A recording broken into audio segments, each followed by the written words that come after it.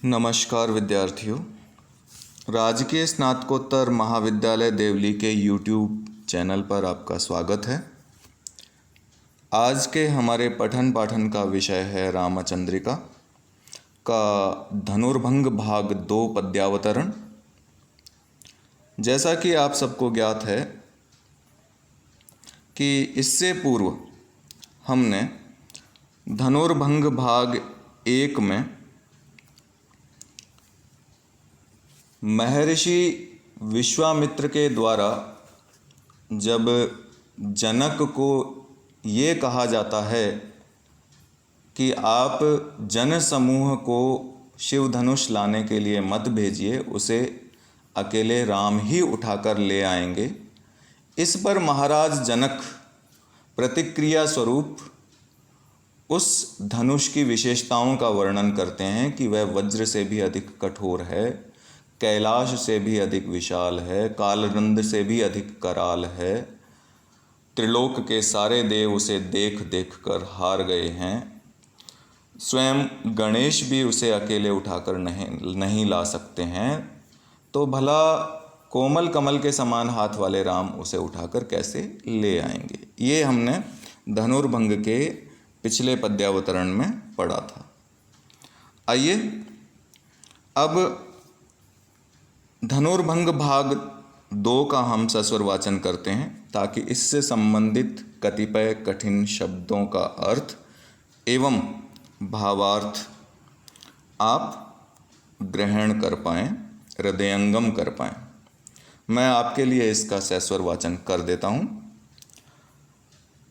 प्रथम टंकोर झुकी झारि संसार मद, प्रथम टंकोर झुकी झारि संसार मद, दंड को दंड रयो मंडी नव खंड को, चाली अचला अचल घाली दिग पाल बल, चाली अचला अचल घाली दिग पाल बल, पाल ऋषि राज के बचन पर चंड को, सोधु दे ईश को बोधु जगदीश को, सोधु दे ईश को बोधु जगदीश को, क्रोध उपजाई भृगु नंद बरी वंड को, बाधि वर्ग स्वर्ग को साधि अप वर्ग धनु, बाधिवर स्वर्ग को साधि अप वर्ग धनु, भंग को शब्द गयो भेद ब्रह्मांड को, भंग को शब्द गयो भेद ब्रह्मांड को।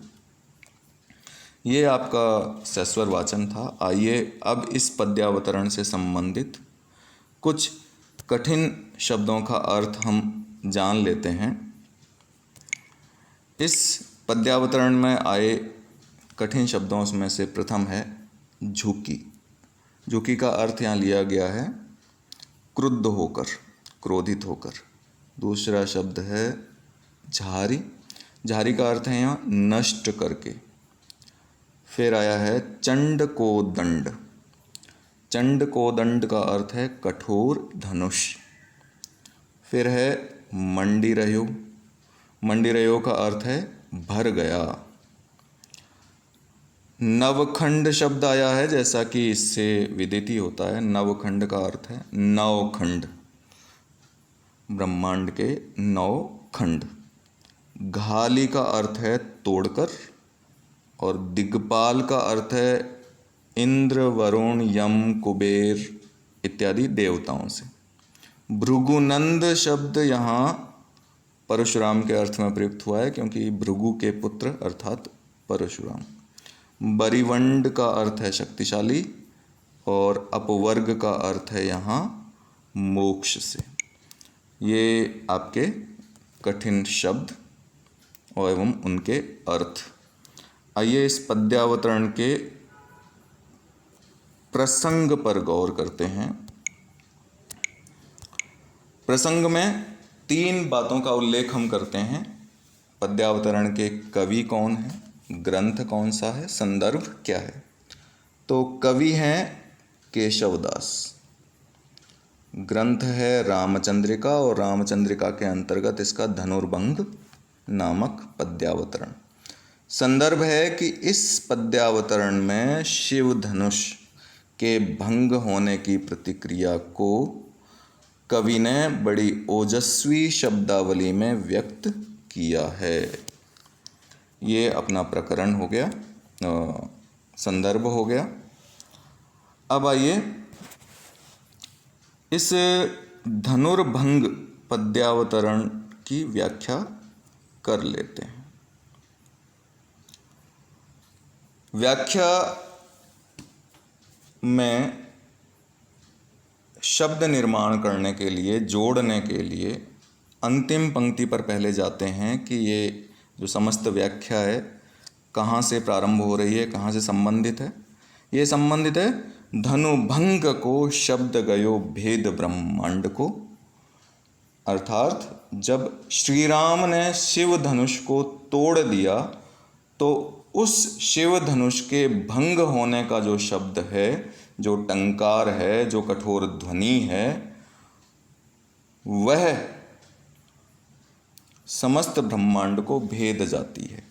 तो यहाँ से संकेत लेकर प्रथम पंक्ति पर पहुँचते हैं कि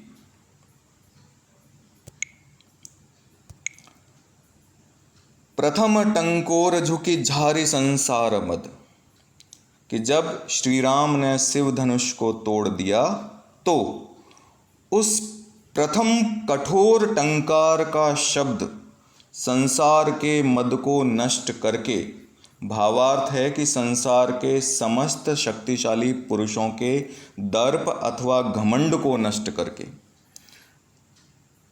ऐसा क्यों कहा गया है? ऐसा इसलिए कहा गया है क्योंकि सातों द्वीपों के शक्तिशाली राजा उस शिव धनुष को सीता स्वयंवर के दौरान न तो उठा पाए, ना ही उस पर प्रत्यंचा चढ़ा पाए।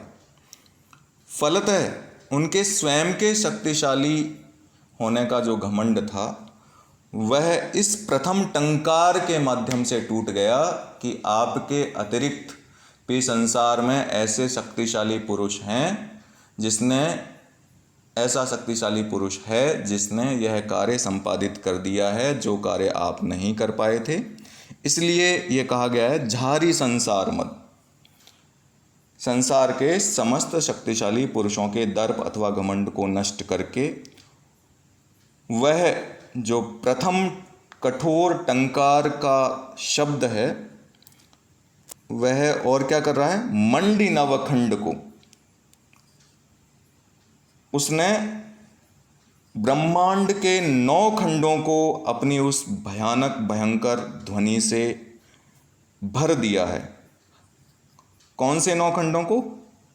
ब्रह्मांड के 9 खंड हैं इला, रमणक, हिरण्य, कुश, हरि, वृष, किमपुरुष, केतुमाल और भरत आदि ब्रह्मांड के 9 खंडों को गुंजायमान करके चाली अचला अचल घाली दिग्पाल बल, सदैव स्थिर रहने वाली अचला अर्थात पृथ्वी को और पर्वतों को कंपायमान करके दिग्पाल बल, इंद्र, वरुण, यम, कुबेर आदि दिक्पालों के बल को तोड़कर, घाली मतलब तोड़कर, पाली ऋषिराज के बचन पर चंड को, पाली अर्थात पालन करके, ऋषिराज के द्वारा यह संकेत किया गया है महर्षि विश्वामित्र की ओर कि महर्षि विश्वामित्र के द्वारा, क्षमा कीजिए, महर्षि विश्वामित्र के द्वारा दी गई धनुष भंग करने की कठोर आज्ञा का पालन करके सोधु दे ईश को, ईश से तात्पर्य यहाँ शिव से लिया गया है, और शिव को उनके धनुष के टूट जाने की सूचना देकर बोधु जगदीश को, बोधु ज्ञान सूचना, जगदीश का सामान्य अर्थ विष्णु लिया जाता है, तो इसका एक अर्थ हम यह भी कर सकते हैं कि विष्णु को विश्व में उन्हीं की इच्छा अनुसार हो रहे कार्यों का बोध करवाकर, अथवा यदि आप जगदीश से, क्योंकि जगत की रचना ब्रह्मा ने की है तो ब्रह्मा से भी ले सकते हैं, और इसका अर्थ इस प्रकार कर सकते हैं कि ब्रह्मा को यह ज्ञान देकर कि उनकी रचना के अनुसार, उनकी विधि के अनुसार विष्णु ने पृथ्वी पर न केवल अवतार ले लिया है बल्कि लीला भी प्रारंभ कर दी। क्रोध उपजाई भृगु नंदवरी वंड को। क्रोध उपजाई, क्रोध उत्पन्न करके, किसमें? शक्तिशाली परशुराम जो कि भृगु के पुत्र हैं, उन शक्तिशाली परशुराम के हृदय में क्रोध उत्पन्न करके बाधिवर स्वर्ग को साधि अपवर्ग। बाधि वर स्वर्ग को, वर का मतलब श्रेष्ठ, श्रेष्ठ स्वर्ग के कार्यों में बाधा डालकर। साधि अपवर्ग, और मुक्ति अथवा मोक्ष को साध कर। धनु भंग को शब्द गयो भेद ब्रह्मांड को। तो मोक्ष अथवा मुक्ति को साध कर धनुष भंग का वह कठोर शब्द समस्त ब्रह्मांड को भेद गया, पार कर गया। सदाशिव धनुष के भंग होने का जो कठोर शब्द था वह समस्त ब्रह्मांड को भेद गया। ये थी इसकी व्याख्या। आइए इसकी विशेष बातों पर गौर कर लेते हैं। सर्वप्रथम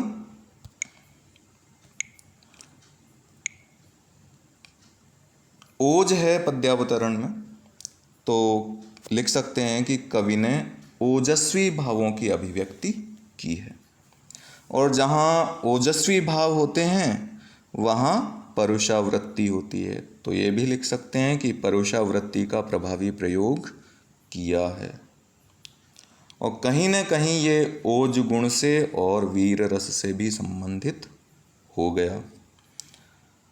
और जैसा कि सबको ज्ञात है, प्रत्येक पद्यावतरण में अंत्यानुप्रास लगभग विद्यमान रहता ही रहता है।